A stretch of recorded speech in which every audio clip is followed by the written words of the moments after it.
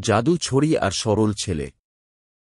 এক ছোট্ট গ্রামে বাস করত রতন নামে এক সরল ও দয়ালু ছেলে। তার বাবা মা ছিল না, তাই সে খুব কষ্টে জীবনযাপন করত। একদিন সে গ্রামের পাশের জঙ্গলে কাঠ কাটতে গিয়েছিল।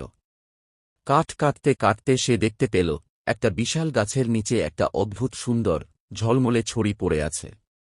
ছড়িটা হাতে নিতেই রতন এক তীব্র আলো অনুভব করল। সে বুঝতে পারল এটা সাধারণ কোনো ছড়ি নয়, এটা নিশ্চয়ই কোনো জাদু ছড়ি। রতন ছড়িটা নিয়ে ফিরে এল। তার খুব খিদে পেয়েছিল। সে মজা করে ছড়িটা নাড়িয়ে বলল, আহা, যদি এক থালা গরম ভাত আর মাছের ঝোল পেতাম, আশ্চর্য। সঙ্গে সঙ্গেই তার সামনে ধোঁয়া উড়ে এল এবং সেখানে সত্যিই এক থালা গরম ভাত আর মাছের ঝোলও হাজির হল। রতন তো আনন্দে আত্মহারা। পরের দিন রতন গ্রামে ফিরে গেল। সে দেখল গ্রামের মানুষজন জলের অভাবে খুব কষ্ট পাচ্ছে। তাদের ক্ষেত শুকিয়ে গেছে। রতনের মনে কষ্ট হল। সে জাদু ছড়িটা বের করে আকাশের দিকে তাকিয়ে বলল, আমার গ্রামের মানুষের জন্য বৃষ্টি চাই, প্রচুর বৃষ্টি, যা তাদের ক্ষেত বাঁচাবে। শ্বাস কালো মেঘে ঢেকে গেল এবং ঝমঝম করে বৃষ্টি নামল। গ্রামের মানুষজন আনন্দে চিৎকার করে উঠল। রতন কাউকে কিছু বুঝতে দিল না, চুপচাপ হাসল। এভাবে রতন তার জাদু ছড়ি ব্যবহার করে গ্রামের মানুষের ছোট বড় অনেক সমস্যার সমাধান করতে লাগল। সে কখনো নিজের জন্য বড় কিছু চাইত না, সব সময় মানুষের ভালোর জন্যই ছড়ি ব্যবহার করত।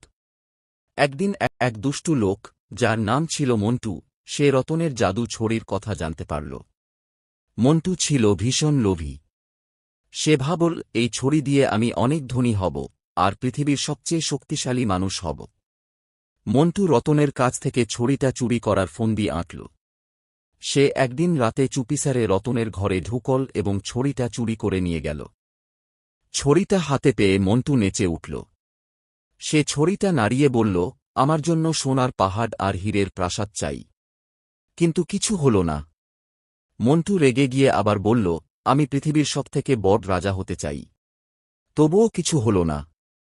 ছড়িটা যেন তার কথা শুনছিল না। আসলে জাদু ছড়িটি ছিল খুব পবিত্র। এটা শুধু সেই মানুষের কথাই শুনত যার মন ছিল সরল, দয়ালু এবং যে শুধু অন্যের ভালোর জন্য কিছু চাইত। মন্টু ছিল লোভী এবং স্বার্থপর, তাই ছড়ি তার কোনো ইচ্ছা পূরণ করল না। অবশেষে মন্টু হতাশ হয়ে ছড়িটা জঙ্গলে ছুঁড়ে ফেলে দিল। পরের দিন সকালে রতন দেখল তার ছড়িটা নেই। সে খুব দুঃখ পেল। সে আবার জঙ্গলে গেল এবং তার প্রিয় ছড়িটাকে গাছের নিচে খুঁজে পেল। রতন ছড়িটা হাতে নিয়ে আনন্দের হাসি হাসল। রতন জানত, এই ছড়ির আসল জাদু তার নিজের দয়ালু মনের মধ্যেই লুকিয়ে আছে। সে আবার ছড়িটা ব্যবহার করে মানুষের সেবা করতে লাগল। গল্পের শিক্ষা, শুধু শক্তি বা ক্ষমতা দিয়ে কিছু হয় না, যদি মন শুদ্ধ না হয়। প্রকৃত জাদু দয়াবান এবং অন্যের জন্য নিবেদিত মনের মধ্যেই থাকে।